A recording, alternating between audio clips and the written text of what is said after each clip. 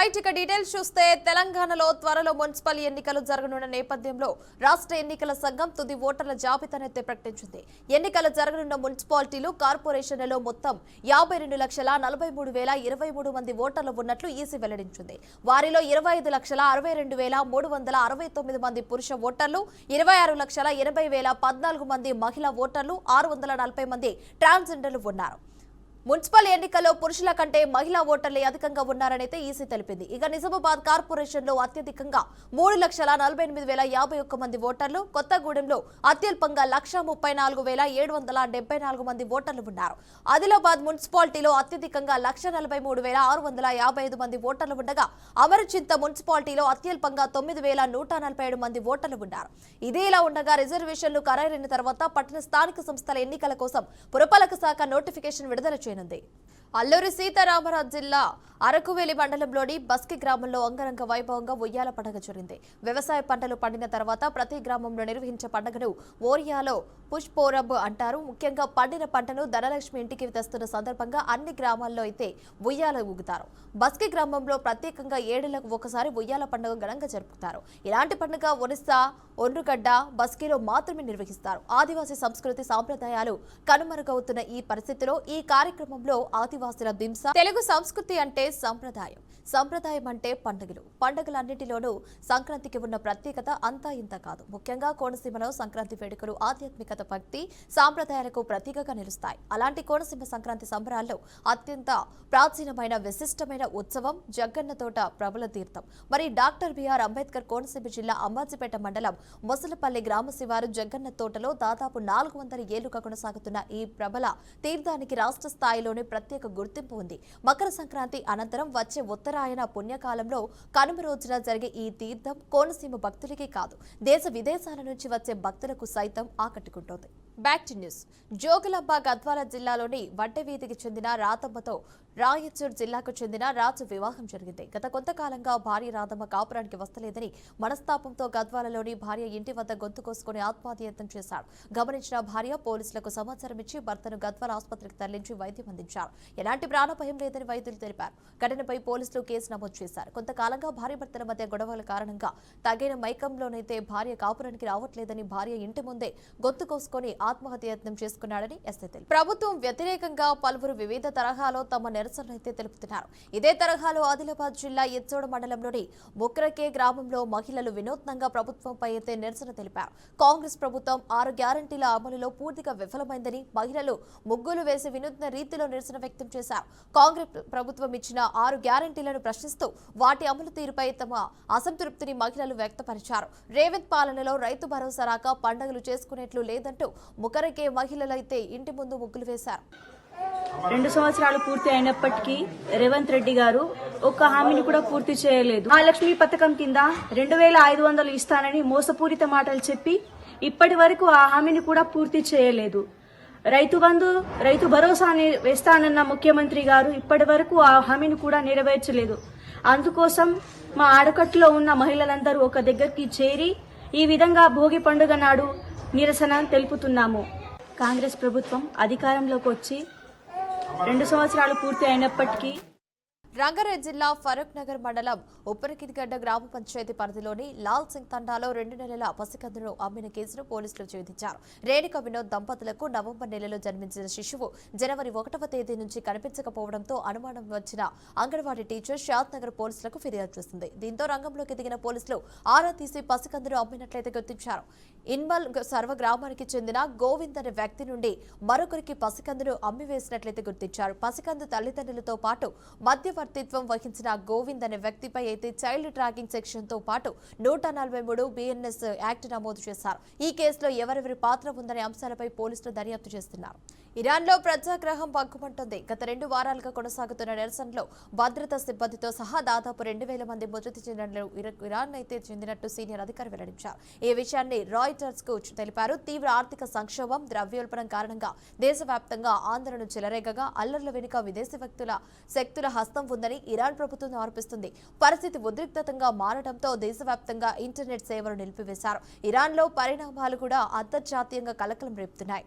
ఏకాదశ రుద్రుల సమాగమంగా పేరుగాంచిన ఈ తీర్థంలో అంబాజీపేట మండలంలోని 11 గ్రామాల శివాలయాల నుంచి ప్రభలలపై అలంకరించిన స్వామివారిని మేళతాళాలు, మంగళ వాయిద్యాలు, బాజా భజంత్రీలు నడుమనైతే హరిహర మహాదేవ నినాదాలతో జగ్గన్న తోటకు తీసుకువస్తారు. ఇది కేవలం ఉత్సవం కాదు, తరతరాల విశ్వాసానికి ప్రతీక. ప్రత్యేకంగా గంగలకుర్రు ఆగ్రహారం గ్రామాల నుంచైతే కాలువను దాటుతూ జగ్గన్న తోటకు చేరే సన్నివేశం భక్తులనైతే గగురుపాటుకు గురి చేస్తుంది. కాలువలోని అడుగు పెట్టలేని స్థితిలోనూ సుమారు 30 మంది కలిసి ప్రభలనైతే మోస్తూ తీసుకువచ్చి ఆ దృశ్యం కోనసీమ భక్తి శక్తిని నిలువెత్తు నిదర్శనం.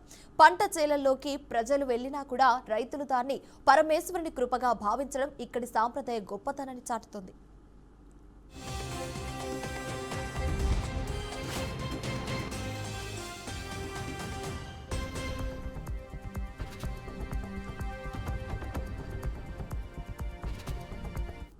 ఈ పవిత్ర తీర్థానికి ఎలాంటి అవాంఛనీయ ఘటనలు జరగకుండా అంబేద్కర్ కోనసీమ జిల్లా ఎస్పీ రాహుల్ మీనా ఆధ్వర్యంలో కట్టుదిట్టమైన పోలీస్ బందోబస్తు ఏర్పాట్లు చేశారు. 11 గ్రామాల నుంచి వచ్చే ప్రబల గ్రామాల మార్గాల్లో భద్రతను మరింత కట్టుదిట్టం చేశారు. చెప్పాలంటే కోనసీమ అంటేనే సంస్కృతి, సాంప్రదాయం, భక్తి. ఆ విశ్వాసానికి జీవంత రూపమే జగ్గన్న తోట ప్రబల తీర్థం.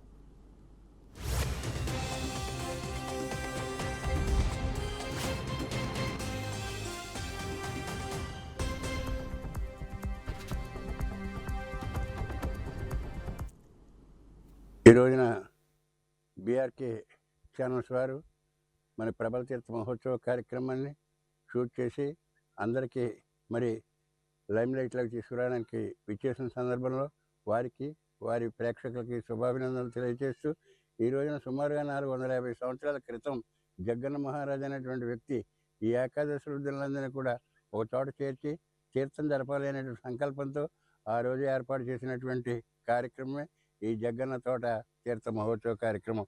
అయితే ఈ ఏకాదశి వృద్ధులు గంగలకుర్రు అగ్రహారం, గంగలకుర్రు, పాలగుమ్మి, మొసలపల్లి, పెదపూడి, పుల్లేటికుర్రు, వ్యాఘ్రేశ్వరం, ఇరుసుమండ, ముక్కమల, నేదునూరు, ఒక్కలంక, నేదునూరు ఈ 11 గ్రామాల నుంచి కూడా ఈ ప్రభలన్నింటినీ కూడా అక్కడ తీర్థంలోకి తీసుకురావడం జరుగుతుంది. అయితే ఈ ప్రభలన్నింటిలోనూ కూడా 2 ప్రభలకు అత్యంత విశిష్టత ఉంది. గంగలకుర్రు అగ్రహారం, గంగలకుర్రు అనేటువంటి ప్రభలు కేవలం నేల మీద నడవకుండా కౌశిక ప్రభలు అంటారు. ఈ రెండింటినీ కూడా ఈ కౌశికలో దూగి ఎంతటి భారమైనప్పటికీ పైకి తీర్థంలోకి రావడం జరుగుతుంటుంది. ఆ విధంగా తీర్థ మహోత్సవ కార్యక్రమాల్లో పాల్గొని తిరిగి వారి ప్రాంతాలకు వెళ్ళిపోవడం జరుగుతుంటుంది. అయితే ఈ విషయాలన్నింటినీ కూడా కొన్ని సంవత్సరాలుగా సాంప్రదాయబద్ధంగా జరుగుతున్న మరి మోడీ గారి యొక్క ప్రధాన పేషికి వెళ్ళడం జరిగింది. అక్కడ కూడా ఆయన ప్రశంసా పత్రాన్ని ఒకటి పంపడం జరిగింది. ఈ యొక్క సాంప్రదాయాన్ని నిలబెట్టుకుంటూ ధన్యవాదాలు తెలియజేస్తూ సాంప్రదాయాన్ని నడిపెడుతున్న యువతకి ప్రత్యేక ధన్యవాదాలు తెలియజేయడం. అంతేకాకుండా జనవరి 26వ తారీఖున జరిగేటువంటి రిపబ్లిక్ డే దినోత్సవ కార్యక్రమాల్లో ఈ ప్రభని ఒక శకటంగా పెట్టడం కూడా జరిగింది. ఈ రోజున సంక్రాంతి కనుమ రోజు జరిగే ప్రబల తీర్థం చాలా కన్నుల వైపుగా జరుగుతూ ఉంటుంది. మా అగ్రహారం రుద్రుడి పేరు సర్వేశ్వర రుద్రుడు. ఇది ఆకాశ రుద్రుల్లో 9వ రుద్రుడు. ఈ మా దేవుడి పేరు పార్వతీ వీరేశ్వర స్వామి. ఈ ప్రభలో చాలా ఈ 11 ప్రభల్లో అధ్యక్ష వహించేది వ్యాఘ్రేశ్వరం ప్రభ. వ్యాఘ్రేశ్వరం ప్రభ మాది చివరగా తీర్థం ఈ పంట కాలవ అప్పర కోసిగా దాటి తీర్థంలోకి ప్రవేశిస్తుంది. ఈ అధ్యక్ష ప్రభకి ఈ 11 ప్రభలు మా ప్రభ వచ్చిన తర్వాత ఆ అధ్యక్ష ప్రభకి గౌరవ సూచంగా మేము ఒకసారి ప్రభను అన్నీ కూడా ఎత్తి గౌరవ సూచంగా తెలియజేస్తాం. ఈ కనుమ రోజు జరిగే జగ్గన్న తోట 17వ శతాబ్దిలో ఈ దాదాపు 450 సంవత్సరాల కింద జరిగిందని ఈ ఆకాశ రుద్రులు సమావేశమయ్యారని చరిత్ర ఉంది. ఈ చరిత్ర అంతా కూడా మేము శృంగేరి పీఠాధిపతికి మేము తెలియజేశాం. ఆ వీడియో ద్వారా, పత్రాల ద్వారా. ఆయన కూడా చాలా సంతోషించి ఈ సాంస్కృతిక సనాతన ధర్మం గురించి ఈ ప్రబలతత్వం చాలా విలువైంది అని మాకు ప్రశంసాపత్రం మాకు ఇచ్చారు. ఇది మేము భారత ప్రధాని గారు కూడా మేము ఇన్ని కూడా పంపించాం.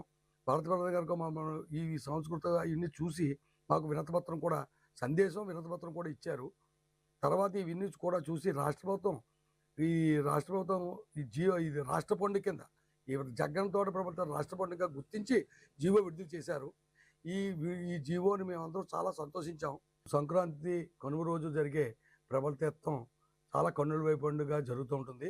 మా అగ్రహారం రుద్రుడి పేరు సర్వేశ్వర రుద్రుడు. కర్నూలు జిల్లా కోసికి మండలంలో కేంద్రం ప్రాథమిక ఆరోగ్య కేంద్రాన్ని కర్నూలు డిఎంహెచ్ఓ భాస్కర్ ఆకస్మికంగా తనిఖీలు చేశారు. అనంతరం ప్రాథమిక కేంద్రంలో డెలివరీ అయిన మహిళతో హాస్పిటల్ డాక్టర్ల గురించి ఆరా తీశారు. ఈ సందర్భంగా డిఎంహెచ్ఓ మాట్లాడుతూ regular inspection, non office timing, Aarogyasri fund గురించి తనిఖీకైతే నిర్వహించడానికి వచ్చినట్టుగా తెలియజేశారు. డెలివరీ కేసులలో రాష్ట్రంలోని కోసి ప్రాథమిక ఆరోగ్య కేంద్రం మొదటి స్థానంలో నిలిచిందని డిఎంహెచ్ఓ భాస్కర్ అన్నారు. ఈ కార్యక్రమంలో ప్రాథమిక ఆరోగ్య కేంద్రం మెడికల్ ఆఫీసర్ ఇబ్రహీం, ఆరోగ్య కేంద్రం స్టాఫ్ అయితే పాల్గొన్నారు.